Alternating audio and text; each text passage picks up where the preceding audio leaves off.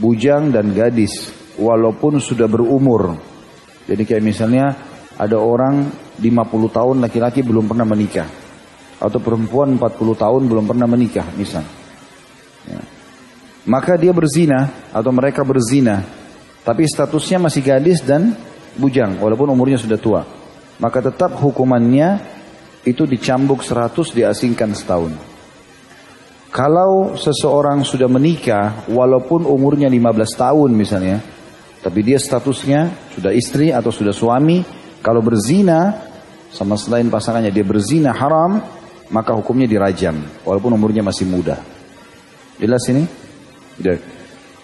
Dan ini adalah hukum Allah Subhanahu wa taala untuk menutup semua pintu kerusakan. Karena perzinahan ini adalah pintu kerusakan di tengah-tengah masyarakat. Kapan dibuka, maka akan merusak banyak rumah tangga yang ada, kalau terjadi perselingkuhan.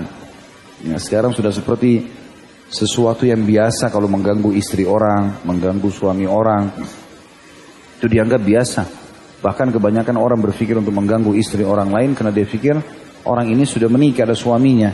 Dia tidak khawatir kalau hamil, masih bisa terkelabuhi seakan-akan anak suaminya, gitu kan. Tapi ini semua perbuatan haram. Makanya hukuman yang sudah menikah lebih berat, dirajam. Apalagi kalau ketangkap. Tetapi juga di sini dalam masalah zina agak berbeda dengan kasus pembunuhan misalnya atau pencurian. Karena di sini Allah khususkan supaya juga tidak sembarangan orang main nuduh. Harus ada 4 orang saksi menyaksikan orang yang sama di tempat yang sama, ya. Kemudian keadaan yang sama misalnya. Kebetulan 4 orang lewat di sebuah kamar hotel misalnya.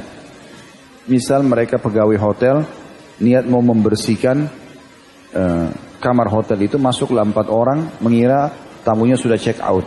Ternyata masuk kamar hotel ditemukan di atas ranjang dan mereka lagi berzina.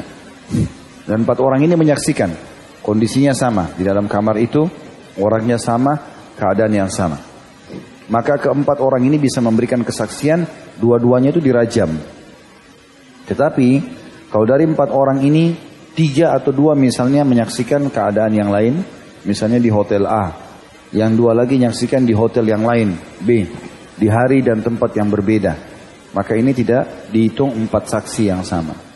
Sementara memang harusnya ada 4 saksi yang menyaksikan masalah itu. Dan ini semua tentu menutup juga pintu jangan sampai orang sengaja menjebak orang lain, ya.